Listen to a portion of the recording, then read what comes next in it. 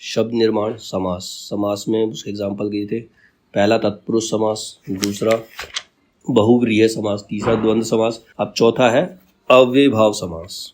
अव्ययीभाव समास में क्या होता है, जिस समास में पूर्व पद अव्यय हो और उसे अव्ययीभाव समास कहते हैं। अव्यय मतलब उसकी विशेषता ही बताता है एक तरह से, जैसे दिन प्रतिदिन, हर रोज, यथाशक्ति, शक्ति के अनुसार यथाशक्ति होता है, ठीक है, तो वो अव्यय होता है, अव्यय होता है। तो जिसका पूर्व पद अव्यय होगा वो अव्ययीभाव समास होगा।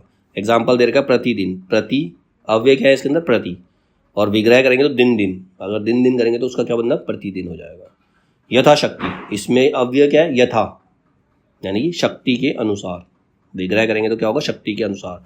आमरण, इसके अंदर अवयव है आ, मरण तक, इसका विग्रह करेंगे तो। अनुरूप, अनु इसमें अवयव है तो रूप के योग्य वो अनुरूप होता है, रूप के योग्य वो अनुरूप होता है। यथाक्रम, क्रम के अनुसार, तो यथा जो है इसके अंदर अवयव है, अव्यय है। भर पेट, पेट भर के, तो इसमें भर जो है वो अव्यय है। बेखटके, बिना, बे जो अव्यय, बिना खटके के, बिना आशंका के। यथा समय, समय के अनुसार, तो इसमें यथा जो है वो अव्यय है। अब इसके अंदर और भी समास दे रखे हैं, जैसे आजन्म, जन्म से लेकर अब तक जो भी है। एकाएक, एकाएक का मतलब होता है अचानक, अकस्मात। दिनों दिन, कुछ ही दिन में। प्रत्येक, एक एक। यथोचित, जितना उचित हो। रातों रात, रात ही रात में। आजीवन, जीवन पर्यंत, मतलब पूरे जीवन तक। गली गली, प्रत्येक गली। प्रत्यक्ष, आंखों के सामने।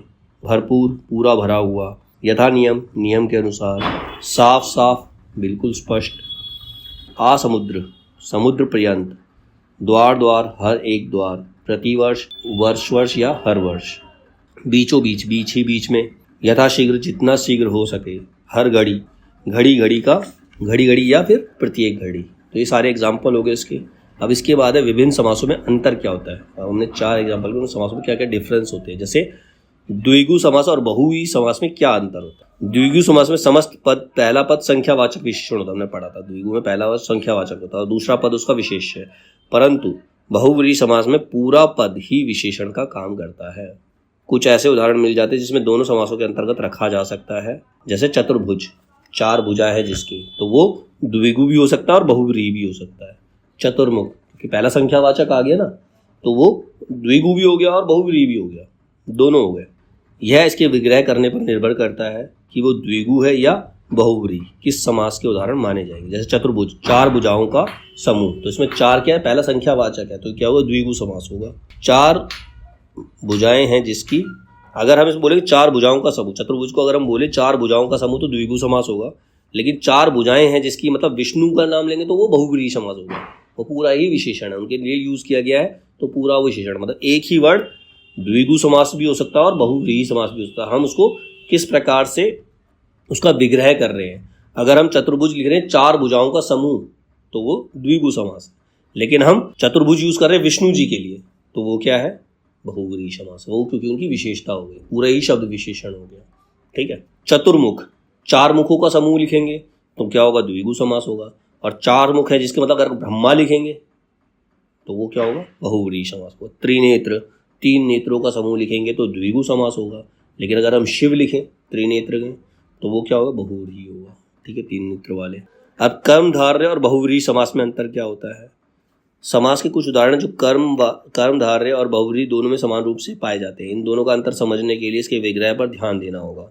कर्मधारय समास में एक पद विशेषण और दूसरा पद विशेष्य होता है।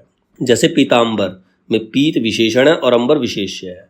कमल नयन में कमल उपमेय है और नयन उपमान है। परंतु बहुव्रीहि समास में समस्त पद ही किसी संज्ञा के विशेषण का कार्य करता है। सेम वही चीज़ है जो उसमें थी, तथा दोनों पदों के अर्थों में अलग प्रकट होता है। जैसे ऊपर के दोनों ही शब्दों को हम ले तो पीताम्बर, पीले हैं अंबर, तो वो तो हो गया हमारा कर्मधारय समास, ठीक है। लेकिन अगर हम श्री कृष्ण का यूज़ करें, हम उसके लिए पीताम्बर मतलब श्री कृष्ण के लिए यूज़ करेंगे, तो वो क्या हो जाएगा, हमारा बहुव्रीहि समास हो जाएगा।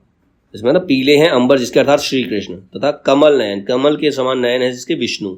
अगर ये विग्रह होता है तो वो क्या होता है, बहुव्रीहि समास होता है। अगर ध्यान रखिए, जहाँ दोनों में कोई पद प्रधान नहीं होता, दोनों पदों से भिन्न कोई तीसरा अर्थ निकलता है, वहाँ बहुव्रीहि समास होता है। जब एक पद दूसरे का विशेषण या उपमान हो तो कर्मधारय समास होता है। यही डिफरेंस। जैसे दशानन, दश आनन, तो ये कर्मधारय है।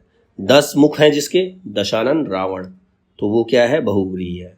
षडानन, 6 आनन, 6 आनन, तो क्या हो गया, ये कर्मधारय हो गया।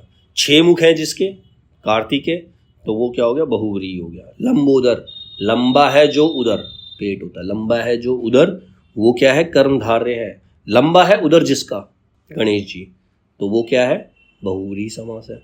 ठीक है, मतलब शब्दों का खेल है सिर्फ। नीलकंठ, नीला है जो कंठ, कर्मधारय है। नीला है जिसका कंठ, नीला है जो कंठ कर्मधारय है, नीला है जिसका कंठ वो शिव है, तो वो बहुव्रीहि समास है। घनश्याम, घन के समान श्याम, घन के समान काला, कर्मधारय। ठीक है, लेकिन घन के समान श्याम है जो कृष्ण, वो बहुव्रीहि समास है। चंद्रमुख, चंद्र जैसा मुख, कर्मधारय है। चंद्र के समान है मुख जिसका, वो बहुव्रीहि समास है। मतलब इसका विग्रह कैसे करते हैं उस पर डिपेंड करता है कि किसका एग्जाम्पल है। अब कर्मधारय समास और द्विगु समास से अंतर। कर्मधारय समास में समस्त पद का एक पद गुणवाचक विशेषण और दूसरा विशेष्य होता है, परंतु द्विगु में पहला पद संख्यावाचक विशेषण और दूसरा विशेष्य होता है। तो सिंपल है। परमानंद, परम आनंद, कर्मधारय है। चतुर्वर्ण, 4 वर्ण, ये द्विगु समास है। नीलांबर, नीला अंबर, कर्मधारय है, विशेषता बता रहा है। त्रिफला, 3 फलों का समूह, वो संख्यावाचक तो द्विगु है। ठीक है, अब इसमें कुछ इंपॉर्टेंट पॉइंट है जो ध्यान देने चाहिए। परस्पर संबंध रखने वाले 2 या 2 से अधिक पदों का मेल समास कहलाता है, ये डेफिनेशन है इसकी। ठीक है, समान जो संबंध रखते हैं, इनका आपस में कुछ संबंध बने, ऐसे 2 शब्दों को जब हम मेल करते हैं तो वो समास कहलाता है। पदों के मेल से बना शब्द समस्त पद कहलाता है। समासिक शब्द के पदों को अलग करने की प्रक्रिया को हम समास विग्रह कहते हैं। तत्पुरुष समास में पूर्व पद गौण और विशेषण तथा उत्तर पद प्रधान एवं विशेष्य होता है। समास करते समय विभक्ति चिन्ह का लोप हो जाता है। कर्मधारय एवं द्विगु तत्पुरुष समास के ही उपभेद है। कर्मधारय के दोनों पदों में विशेषण विशेष्य या उपमान उपमेय संबंध होता है, जबकि द्विगु समास का पूर्व पद संख्यावाची होता है। बहुव्रीहि समास में दोनों पद अप्रधान होने के कारण कोई अन्य पद ही प्रधान हो जाता है। द्वंद्व समास में दोनों पद प्रधान होते हैं और अव्ययी भाव समास में पूर्व पद अव्यय होता है, इस कारण समस्त पद भी अव्ययी बन जाता है। तो ये था हमारा समास।